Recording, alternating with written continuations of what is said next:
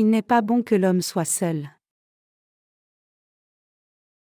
Genèse 2, 18-25.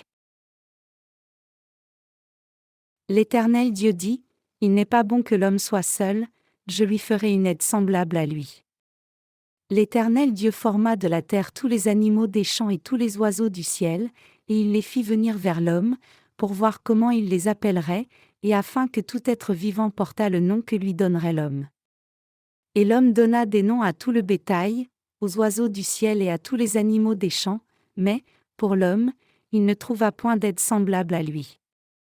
Alors l'Éternel Dieu fit tomber un profond sommeil sur l'homme, qui s'endormit, il prit une de ses côtes, et referma la chair à sa place. L'Éternel Dieu forma une femme de la côte qu'il avait prise de l'homme, et il l'amena vers l'homme. Et l'homme dit, voici cette fois celle qui est os de mes os et chair de ma chair. On l'appellera femme, parce qu'elle a été prise de l'homme. C'est pourquoi l'homme quittera son père et sa mère, et s'attachera à sa femme, et ils deviendront une seule chair. L'homme et sa femme étaient tous deux nus, et ils n'en avaient point honte. Dans le passage des Écritures d'aujourd'hui du livre de la Genèse, Dieu dit, « Il n'est pas bon que l'homme soit seul, je lui ferai une aide semblable à lui. » Alors que nous regardons à ce passage, nous pouvons voir que Dieu ne voulait vraiment pas vivre lui seul, mais plutôt, il voulait pour toujours jouir de la gloire en compagnie de ceux qui croient en l'évangile de l'eau et de l'esprit. Dieu ne voulait pas vivre seul dans son monde, mais plutôt, il voulait vivre avec nous. Notre Dieu voulait donner la grâce du salut aux pécheurs et vivre avec eux dans la gloire éternelle. Dieu ne voulait pas vivre lui seul dans le royaume de Dieu. Ainsi, Dieu a révélé son intention profonde en faisant à Adam une aide semblable à lui et déclarant qu'il n'était pas bon qu'Adam soit seul. Lisons le livre de Genèse chapitre 2 verset 21. Il est dit, « Alors l'Éternel Dieu fit tomber un profond sommeil sur l'homme, qui s'endormit, il prit une de ses côtes, et referma la chair à sa place. » Pourquoi Dieu a-t-il fait Ève? C'est parce que lorsque Dieu a vu Adam, il ne semblait pas bon qu'il soit seul, donc, Dieu créa Ève à partir de la côte d'Adam, car il n'y avait pas de femme pour être une aide pour Adam dans le monde avant cela. À l'époque, aucune des autres créations n'était propre à devenir une femme pour Adam qui était créé à l'image de Dieu. Pour cette raison, Dieu a fait tomber un profond sommeil sur Adam qui était créé à l'image de Dieu, et avec sa côte, Dieu a fait une femme et l'a fait vivre comme sa femme. De même, Dieu a donné son Fils à ce monde, et à travers son Fils, il a fait de nous son peuple. Et en faisant cela, il a accompli sa volonté. Comprenez-vous ces mots? Comprenez-vous pourquoi Dieu a créé une femme en faisant tomber Adam dans un profond sommeil et prenant l'une de ses côtes? Cela signifie que Dieu a fait de nous le peuple de Dieu par son grand plan de salut envers nous qui était dans son cœur. Ce passage montre que Dieu a fait l'Église de Dieu pour nous qui vivons dans ce monde à travers ceux qui croient en la vérité de l'Évangile de l'eau et de l'Esprit. Quand les Israélites offraient des animaux en sacrifice à Dieu dans l'Ancien Testament, ils devaient offrir le sang des animaux parce que par cette offrande de sacrifice, Dieu purifiait les péchés et les sauvait. Dieu le Père voulait faire de nous son peuple en nous purifiant de nos péchés en donnant son Fils, Jésus-Christ. Cependant, Dieu ne peut pas faire de ceux qui offrent des sacrifices comme celui de Caïn son peuple. C'est parce que les gens comme Caïn demandent la rémission des péchés avec une offrande du fruit de la terre à laquelle Dieu ne prend pas plaisir. Dieu se plaît seulement dans la foi d'Abel, et il veut nous adopter nous qui croyons en l'évangile de l'eau et de l'esprit comme ses enfants en accordant la rémission des péchés. Comment Dieu a-t-il établi l'Église de Dieu sur cette terre? Et quelle est son Église? Et quelle sorte de gens sont assemblés pour former l'Église de Dieu? Le passage des Écritures d'aujourd'hui répond à ces questions. Dieu veut que nous comprenions tous ces aspects de la vérité. Alors que nous regardons attentivement à ces choses, nous pouvons obtenir un grand bénéfice spirituel pour notre foi. En prenant l'une des côtes d'Adam, Dieu a créé Ève, l'épouse d'Adam. Cela signifie que Dieu a remis les péchés des humains par le baptême de Jésus-Christ et son sang à la croix et a désigné les fidèles comme Église de Dieu. En faisant cela, Dieu a fait dans la providence divine que l'Église de Dieu soit érigée par ceux qui croient en l'Évangile de l'eau et de l'Esprit. Le mot « Église » est « ecclésia » en grec, signifiant « l'assemblée de ceux qui sont appelés hors du monde ». Cela signifie que Dieu a adopté ceux qui croient en l'Évangile de l'eau et de l'Esprit comme son peuple par son amour. Dieu nous dit que l'Église de Dieu a été faite à partir d'une côte prise d'Adam, qui est un type de Jésus qui devait venir, Romains 5,14. Donc, Dieu a donné la rémission des péchés aux saints par l'évangile de l'eau et de l'Esprit pour que le Saint-Esprit puisse résider dans le cœur de tous saints de son Église qui a été créée à partir de la côte d'Adam. Puisqu'il a fait que le Saint-Esprit réside dans le cœur de ceux qui croient en l'évangile de l'eau et de l'Esprit, il leur a donné la rémission des péchés pour qu'ils soient appelés le peuple de Dieu sacré. L'épouse de Jésus-Christ. Dieu le Père nous a fait devenir son peuple sacré en nous donnant son Fils unique comme offrande pour le péché. Jésus lui-même est volontairement descendu sur la terre dans la chair humaine afin de nous donner la vérité du salut et a reçu sévèrement le baptême de Jean-Baptiste. Et en faisant cela, il nous a purifiés de tous les péchés de l'humanité une fois pour toutes et nous a sauvés, nous les croyants, en versant son sang à la croix. Jésus-Christ était la vérité du salut cachée dans le récit de la côte d'Adam. Jésus-Christ, lequel, existant en forme de Dieu, n'a point regardé comme une proie à arracher d'être égal avec Dieu, mais s'est dépouillé lui-même, en prenant une forme de serviteur, en devenant semblable aux hommes. Philippiens 2, 6-7. Il était l'incarnation de l'amour de même que l'origine de la vérité. Maintenant, la question est de savoir qui devient le peuple de Dieu en lui. Ceux qui deviennent le peuple de Dieu sont ceux qui ont été purifiés de tous leurs péchés une fois pour toutes en croyant en l'évangile de l'eau et de l'Esprit. Donc, personne ne peut devenir le peuple de Dieu avec une foi qui est née de pensées humaines et non de l'évangile de l'eau et de l'Esprit. Les chrétiens qui ont cru de fausses doctrines par la volonté humaine jusqu'à présent et non à l'évangile de l'eau et de l'Esprit ne peuvent pas devenir le peuple de Dieu même s'ils le veulent. Donc, vous devez certainement rejeter la pensée que quelqu'un puisse devenir membre du peuple de Dieu sans l'évangile de l'eau et de l'Esprit. Ceux qui ont voulu devenir justes en quittant les péchés sans l'évangile de l'eau et de l'Esprit ne peuvent pas devenir le peuple de Dieu, mais plutôt, ils peuvent seulement devenir ceux qui seront détruits à cause de leurs péchés. Alors, qui sont ceux qui ont conduit les membres de leurs églises dans un monde de fausse foi sans l'évangile de l'eau et de l'Esprit? Quelle sorte de gens sont-ils, exactement? Ce sont les gens qui ont essayé de croire en Jésus comme le Sauveur sans la parole de l'évangile authentique de l'eau et de l'Esprit. Les gens qui ont essayé de recevoir la rémission des péchés sans l'évangile de l'eau et de l'Esprit sont tous honteux et pitoyables. Ce sont des gens religieux qui ont fabriqué une foi qui n'est pas née de la parole de l'évangile de l'eau et de l'Esprit. Dieu n'appelle pas ceux qui se sont attachés à leur propre volonté et ont rejeté l'évangile de l'eau et de l'Esprit son peuple. Dieu considère seulement ceux qui ont effacé tous leurs péchés une fois pour toutes par la foi avec l'évangile de l'eau et de l'Esprit donné par Jésus-Christ, le Fils de Dieu, comme son peuple.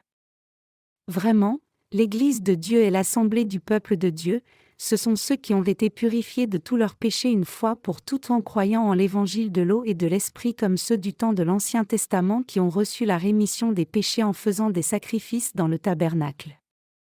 Les sacrifices de l'Ancien Testament permettaient aux Israélites de recevoir le salut des péchés quand ils offraient les sacrifices légaux du tabernacle, particulièrement le jour de l'expiation.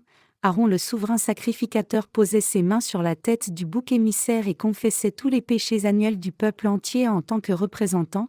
Alors, les péchés de tous les gens étaient transférés sur cette offrande sacrifiée, et le chassant dans le désert pour être mis à mort, le peuple était en mesure d'être purifié de tous ses péchés. Lévitique 16.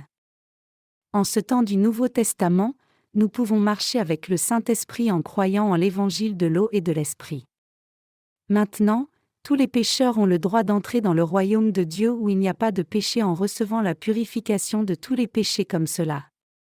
Le peuple d'Israël pouvait former l'assemblée de Dieu par le système sacrificiel du tabernacle. Au temps du Nouveau Testament, l'Église de Dieu a été établie pour ceux qui croient en l'évangile de l'eau et de l'Esprit. Alors, Les bâtiments et chapelles aujourd'hui sont-ils les églises de Dieu? Les bâtiments eux-mêmes ne peuvent pas être des églises de Dieu. Le seul fait que quelqu'un mette une croix sur un bâtiment n'en fait pas une église de Dieu. Un bâtiment d'une chapelle commencé depuis longtemps dans le monde est toujours en construction en Espagne. L'on dit que ce bâtiment est en construction depuis 100 ans et toujours construit maintenant. Néanmoins, les bâtiments qui sont visibles à l'œil nu de la chair ne constituent pas les églises de Dieu, mais plutôt, ce sont juste des endroits pour adorer Dieu, rien de plus. 1 Corinthiens 1:2 dit, à l'église de Dieu qui est à Corinthe, à ceux qui ont été sanctifiés en Jésus-Christ, appelés à être saints, et à tous ceux qui invoquent en quelque lieu que ce soit le nom de notre Seigneur Jésus-Christ, leur Seigneur et le nôtre. Ce passage nous donne une claire définition de l'Église de Dieu. L'Église de Dieu est l'assemblée des saints qui ont été sanctifiés en Christ Jésus, c'est-à-dire qui sont devenus justes en recevant la rémission des péchés par la foi en l'Évangile de l'eau et de l'Esprit. Le Seigneur réside où ces gens-là s'assemblent. Il y a les saints dans l'Église de Dieu, et aussi, il y a un dirigeant désigné par Dieu. Les serviteurs de Dieu sont ceux qui guident les saints à suivre la justice de Dieu. Dieu établit une telle assemblée. Dans la vraie Église de Dieu, il y a les serviteurs de Dieu et les saints qui croient en l'Évangile de l'eau et de l'Esprit et diffusent la justice de Dieu en s'unissant. Un endroit appelé Église de Dieu est un rassemblement sacré de saints qui conduisent les saints de ce monde à Jésus-Christ et font que ces gens reçoivent la rémission complète des péchés en leur prêchant l'Évangile de l'eau et de l'Esprit. Puisqu'ils sont devenus le peuple de Dieu et qu'ils ont le Saint-Esprit dans leur cœur, ils peuvent être appelés membres de l'Église de Dieu. Fausse épouse. Les mots sans foi donnés par les néo-théologiens d'aujourd'hui ne viennent pas de la parole de Dieu ni ne correspondent à la volonté de Dieu. Ce sont des gens qui renient l'Évangile de l'eau et de l'Esprit et la divinité de Jésus. Leur but est seulement de dédiviniser Jésus-Christ en reniant la puissance surnaturelle que Jésus a montrée et le fait que Jésus soit Dieu. Ils prétendent que Jésus n'a pas marché sur la mer et que ce n'était qu'une illusion plutôt qu'un événement réel. Ils prétendent que les disciples qui en ont témoigné ont vu Jésus de loin et que comme ils ont vu Jésus marchant sur le bord de la plage dans le reflet de la lumière rouge du coucher de soleil, Jésus-Christ marchant à ce moment-là donnait l'impression qu'il marchait sur la mer. Et donc, ils insistent sur le fait que Jésus marchait sur la rive, et non sur la mer. Les gens qui prétendent cela sont ceux qui renient la divinité de Jésus et son œuvre. Les néo-théologiens d'aujourd'hui, donc, sont ceux qui ne croient pas en la justice de Dieu. Néanmoins, Jésus a réellement marché sur l'eau, et avec la parole de puissance qu'il a donnée, il a expié tous les péchés de l'humanité. Aussi, Jésus a calmé les grandes vagues de la mer par sa parole de puissance. Jésus, comme sauveur de toute l'humanité, a expié les péchés du monde en recevant le baptême de Jean-Baptiste et par son sang versé à la croix alors qu'il portait les péchés du monde sur son dos. Les chrétiens de chaque dénomination maintenant même accordent de l'importance aux doctrines de leurs dénominations respectives, mais puisque Dieu a sauvé l'humanité par l'évangile de l'eau et de l'esprit, il a une pensée précieuse seulement au sujet de ceux qui croient en la justice de Dieu seul et rien d'autre. C'est parce que seuls ceux qui croient en l'évangile de l'eau et de l'esprit peuvent vraiment devenir le peuple sacré de Dieu. Dieu nous a donné l'évangile de l'eau et de l'esprit par lequel nous pouvons recevoir le salut du péché du monde. Et ainsi, Dieu a reconnu comme ses enfants seuls ceux qui croient en l'évangile de l'eau et de l'esprit. La preuve de ce fait c'est que Dieu a donné le Saint-Esprit en don à tous ceux qui croient en l'évangile de l'eau et de l'esprit. Nous devons réaliser que Dieu veut déverser une colère enflammée qui est comme de la lave bouillante sur les faux croyants de ce temps. Les gens qui possèdent la fausse foi doivent réaliser qu'il leur faut recevoir le jugement terrible de la colère de Dieu à l'avenir, et ils doivent être prêts à cela.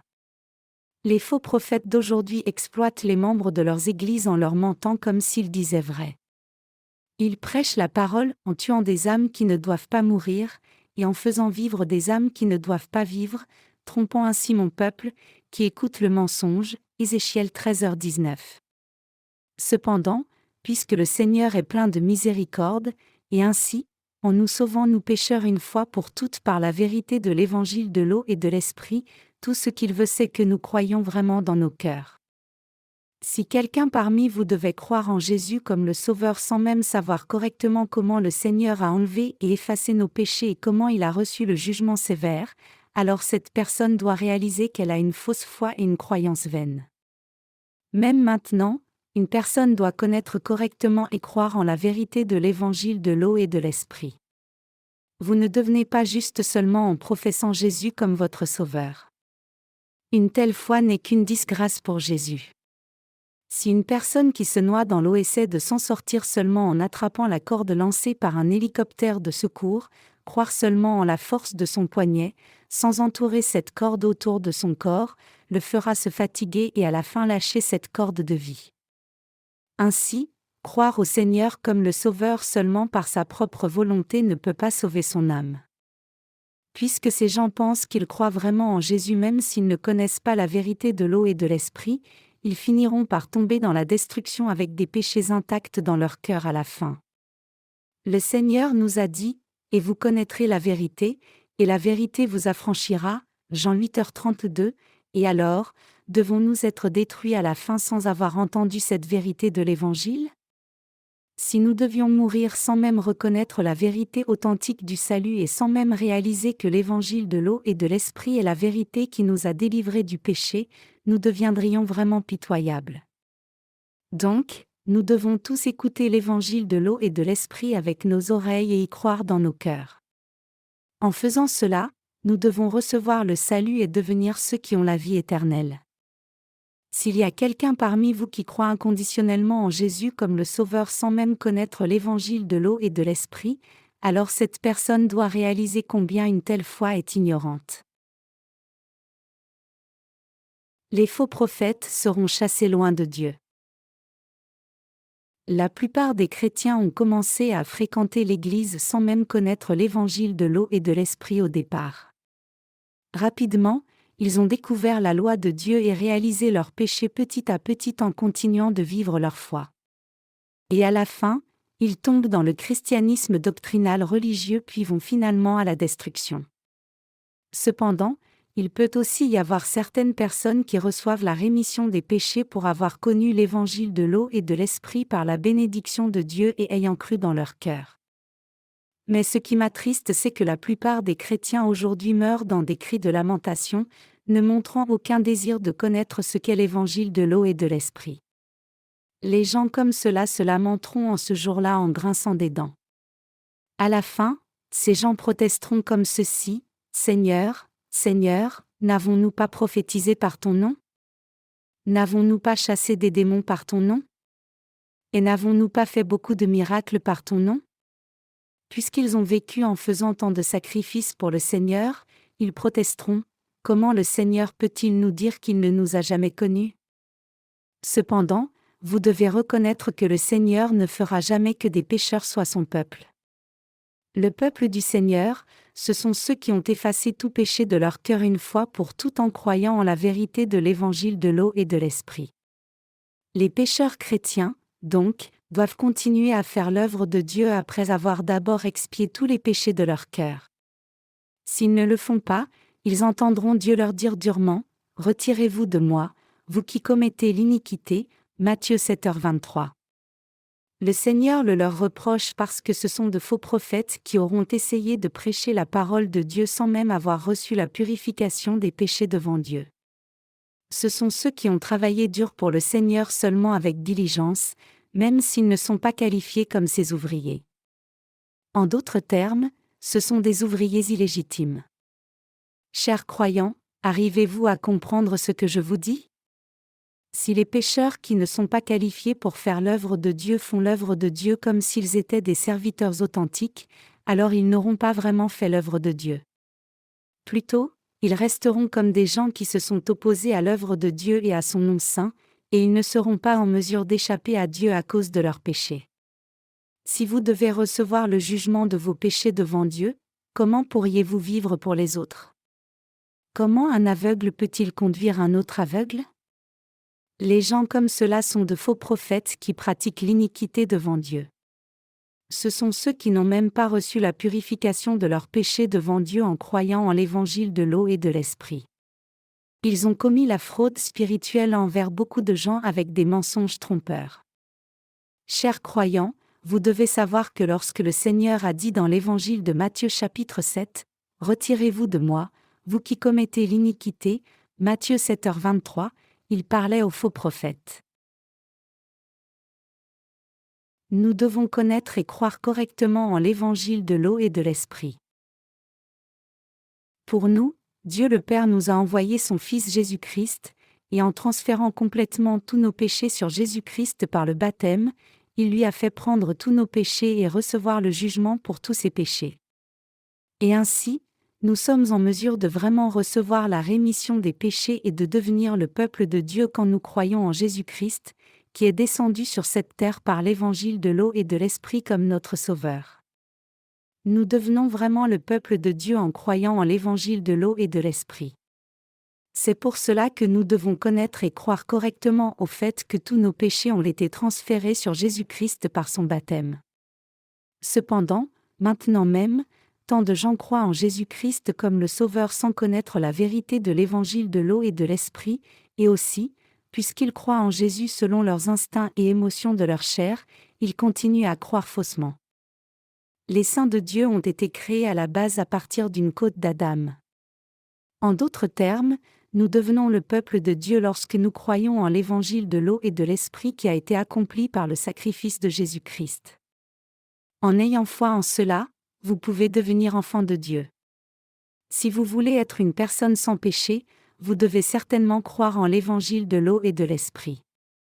Si vous essayez d'effacer vos péchés avec ce que vous connaissez par les instincts de la chair, ce n'est pas possible, et ainsi, vous devez effacer tous vos péchés une fois pour toutes en croyant en l'évangile de l'eau et de l'Esprit. L'évangile de l'eau et de l'Esprit est la vérité qui fait de nous, qui étions pécheurs, des justes.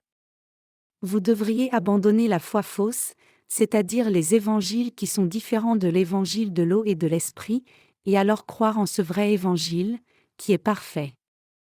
Maintenant même, beaucoup de gens continuent à vivre en vain avec la foi qui croit en la propre justice de quelqu'un, inconscient de la justice de Dieu.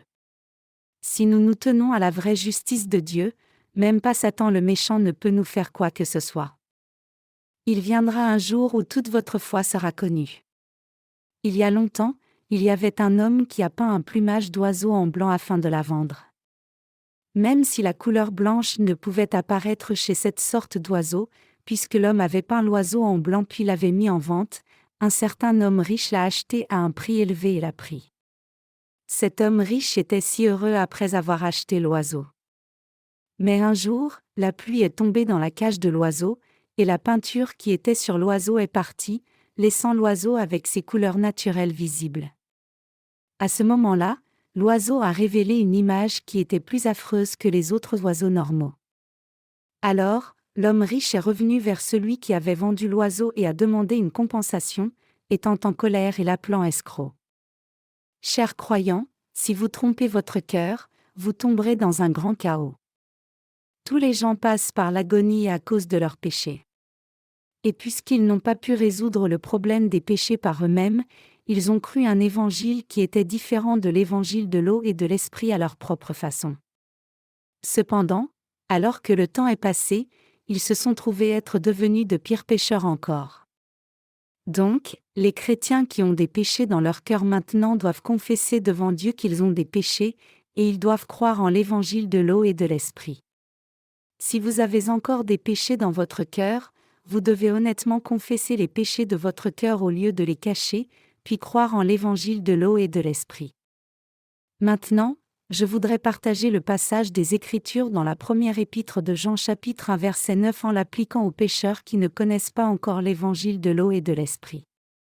Il est écrit, si nous confessons nos péchés, il est fidèle et juste pour nous les pardonner, et pour nous purifier de toute iniquité, 1 Jean 1h9. Dans le chapitre 1 de la première épître de Jean, Dieu parle aux pécheurs et aux justes, utilisant « si » au mode subjonctif. Nous pouvons trouver quelques expressions « si » dans ce chapitre, si nous disons que nous sommes en communion avec lui, et que nous marchions dans les ténèbres, verset 6, mais si nous marchons dans la lumière, comme il est lui-même dans la lumière, verset 7, si nous disons que nous n'avons pas de péché, verset émoticône, n'en croyant pas ses yeux, si nous confessons nos péchés, verset 9, et si nous disons que nous n'avons pas péché, verset 10. Que nous dit ce passage? Il dit que les chrétiens aujourd'hui ne doivent pas tromper Dieu, disant qu'ils n'ont pas de péché parce qu'ils croient en Jésus, en dépit du fait qu'ils aient du péché dans leur cœur. Indépendamment du fait que quelqu'un croit ou non en Jésus-Christ, si cette personne a du péché, alors c'est un pécheur, mais si elle n'a pas de péché, puisqu'elle a été purifiée par sa foi en l'évangile de l'eau et de l'esprit, alors c'est quelqu'un qui est né de nouveau. Certaines personnes disent qu'elles n'ont pas de péché en dépit du fait qu'il y ait des péchés dans leur cœur, et même si elles ont des péchés dans leur cœur, elles professent régulièrement qu'elles n'ont pas de péché, pas du tout. Elles professent de telles paroles en vain parce qu'elles croient en Jésus comme le Sauveur. Mais en réalité, ces gens se réconfortent juste eux-mêmes en trompant leur cœur, même s'il y a des péchés dans ce cœur. Ces gens ne doivent pas tromper Dieu qui est saint, et c'est une évidence qu'ils ne doivent pas tromper leur propre conscience eux-mêmes. Vous devez réaliser ce que la parole de Dieu nous dit. Dans l'évangile de Matthieu chapitre 5, il est dit « Heureux les pauvres en esprit ». Les chrétiens ordinaires se méprennent et interprètent à tort les écritures du passage de 1 Jean 1:9. Ils comprennent ce passage dans une perspective doctrinale et insistent sur le fait de devoir faire des prières de repentance chaque jour pour être pardonné des péchés personnels. Mais ce n'est pas le cas parce que ce passage a d'abord été adressé aux pécheurs afin qu'ils reçoivent la rémission des péchés en croyant en l'évangile de l'eau et de l'esprit. Si nous ne croyons pas en l'évangile de l'eau et de l'esprit, nous aurons tous des péchés. Et si nous avons des péchés, nous devons d'abord confesser que nous avons des péchés. Nous ne devons pas essayer de tromper notre cœur et prétendre que nous n'avons pas de péché. Lisons 1 Jean 1:8 ensemble. Il est dit, si nous disons que nous n'avons pas de péché, nous nous séduisons nous-mêmes, et la vérité n'est point en nous. L'expression ici, nous nous séduisons nous-mêmes, désigne les gens qui ne sont pas encore nés de nouveau. Ils disent qu'ils n'ont pas de péché en dépit du fait qu'il y ait des péchés dans leur cœur. Il est certain que ceux qui ont du péché dans leur cœur maintenant sont des gens qui ne connaissent pas encore l'évangile de l'eau et de l'esprit, la vérité. Ce passage des Écritures nous dit que si quelqu'un qui ne connaît pas l'évangile de l'eau et de l'esprit devait prétendre qu'il n'a pas de péché en dépit du fait qu'il y ait du péché dans son cœur, la parole de Dieu ne serait pas en lui. Dieu nous dit que s'il y a une personne sans péché parmi nous, alors cette personne est certainement une personne qui croit en l'évangile de l'eau et de l'esprit. Comment Jésus peut-il expier vos péchés alors que vous insistez sur le fait que vous n'avez pas de péché? Vraiment, vous avez des péchés dans votre cœur. Donc, vous devez d'abord confesser vos péchés si vous voulez recevoir la rémission des péchés de la part de Dieu.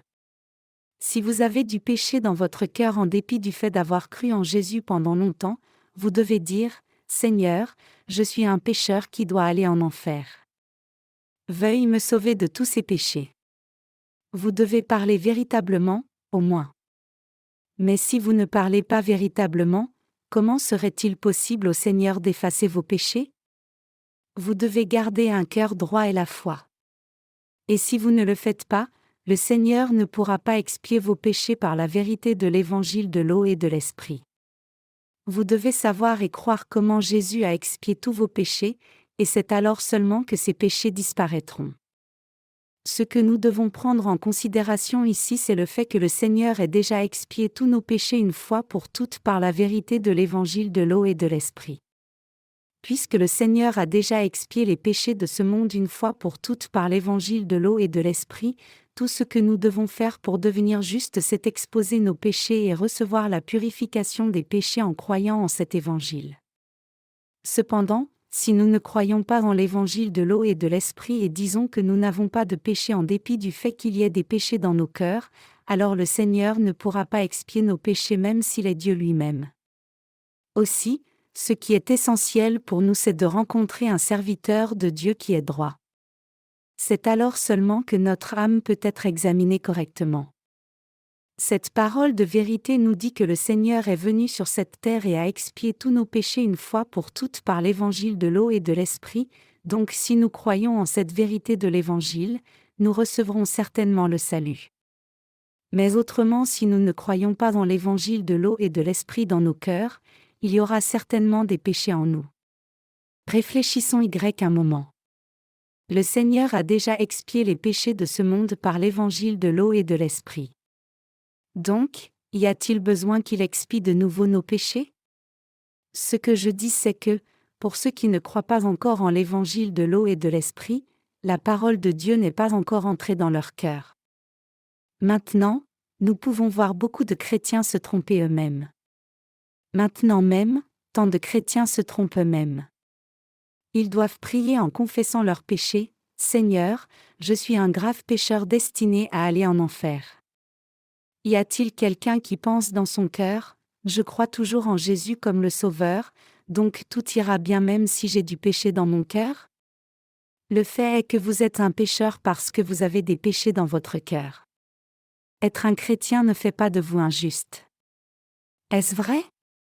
Si vous avez des péchés devant Dieu, vous n'êtes rien d'autre qu'un pécheur. Les gens qui ne connaissent pas l'évangile de l'eau et de l'esprit qui nous a été donné par Jésus-Christ ne peuvent pas dire qu'ils connaissent la vérité du salut. N'est-ce pas vrai? Pensez-vous qu'il n'y ait pas de juste? Si nous rencontrons et croyons juste en Jésus-Christ qui est venu par l'évangile de l'eau et de l'esprit, nous devenons une personne juste, non un pécheur. Savez-vous combien de fois les mots « juste » et « droit » apparaissent dans la Bible? Ces mots apparaissent plus de 300 fois. Dans l'Ancien Testament, les mots apparaissent de nombreuses fois. Certaines personnes pourraient argumenter contre la vérité en citant Romains 3 dit « Il n'y a pas de juste, pas même un seul. » Ce que nous dit ce passage, c'est qu'il n'y a personne parmi nous qui soit juste à moins d'avoir reçu la rémission des péchés. En d'autres termes, il n'y a pas de juste parmi tous les êtres humains dans leur existence naturelle tels qu'ils sont. Mais dans la justice de Dieu que Jésus-Christ a accomplie par son baptême et son sang, nous pouvons devenir sans péché par la foi. Donc, l'apôtre Paul a mentionné en Romains 3:24 que nous pouvons être justifiés librement par sa grâce à travers la rédemption, c'est-à-dire en Christ Jésus. L'apôtre Paul a dit, il avait laissé impunis les péchés commis auparavant, au temps de sa patience, afin, dis-je, de montrer sa justice dans le temps présent, de manière à être juste tout en justifiant celui qui a la foi en Jésus. Romains 3, 25-26. En bref, nous pouvons devenir justes parce que nous n'avons pas de péché, pour avoir cru en l'évangile de l'eau et de l'esprit, et parce que nous croyons en Dieu qui a expié tous nos péchés. Néanmoins, les gens ignorants s'attachent à la parole de Romains 3 dit littéralement. Réellement, la parole de Romains 3 dit est un passage des Écritures qui cite la parole de l'Ancien Testament. Ce que nous devons connaître, c'est la volonté de Dieu. En Psaume 1:6 il est dit, « Car l'Éternel connaît la voie des justes, et la voie des pécheurs mène à la ruine. » Noé était un homme juste et intègre dans son temps, Noé marchait avec Dieu, Genèse 6:9. Si nous regardons dans une concordance de la Bible, nous devons réaliser qu'il apparaît tant de gens justes. Dans le livre de Daniel, il est dit, « Et ceux qui auront enseigné la justice, à la multitude brilleront comme les étoiles, à toujours et à perpétuité. » Daniel 12:3. Et ce passage nous rappelle la parole de Jésus, « Alors les justes resplendiront comme le soleil dans le royaume de leur Père. » Matthieu 13:43. Comment les gens disent-ils qu'ils n'ont pas de péché alors qu'il y a des péchés dans leur cœur? Dieu appelle-t-il ceux qui ont des péchés les justes? Les gens avaient du péché à l'origine, mais ils ont reçu la rémission des péchés une fois pour toutes en croyant en l'évangile de l'eau et de l'esprit donné par Jésus-Christ. Si nous devions recevoir la rémission des péchés en croyant en l'évangile de l'eau et de l'esprit, nous pourrions être pour toujours sans péché. Si nous devions commettre un péché après avoir commencé à croire en l'évangile de l'eau et de l'esprit, devenons-nous de nouveaux pécheurs? Nous ne devenons plus un pécheur. Les gens qui croient en l'évangile de l'eau et de l'esprit ne redeviennent plus des pécheurs. Une fois que nous devenons justes, nous sommes toujours justes. Cependant, la plupart des chrétiens ne connaissent pas encore l'évangile de l'eau et de l'esprit. Et ainsi, s'ils veulent connaître l'évangile de l'eau et de l'esprit, ils doivent rejeter leurs pensées instinctives et croire en l'évangile de l'eau et de l'esprit. À moins qu'ils ne le fassent, ils ne le connaîtront ni n'expérimenteront sa puissance. Alors que nous vivons notre vie entière, nous devrions être conscients de nos péchés et de la rémission éternelle des péchés au moins une fois, mais le fait est que la plupart des gens ne le prennent pas très au sérieux. Depuis la naissance, les gens sont nés pécheurs, une bande de malfaiteurs. Nous ne sommes pas vertueux, ni en esprit ni en chair. Il est dit que l'on peut discerner si un homme est un gentleman ou non en le voyant lorsqu'il est seul. Et ainsi, c'est vrai que nous devons être en mesure d'arborer le code d'un gentleman quand nous sommes seuls pour devenir comme un gentleman. Cependant, le code d'un gentleman se voit-il dans notre façon de vivre? Arborons-nous le code d'un gentleman même quand nous sommes seuls? Agissons-nous à la façon dont Dieu nous aime? Non, pas du tout. Jésus-Christ a complètement expié tous nos péchés une fois pour toutes par l'évangile de l'eau et de l'esprit.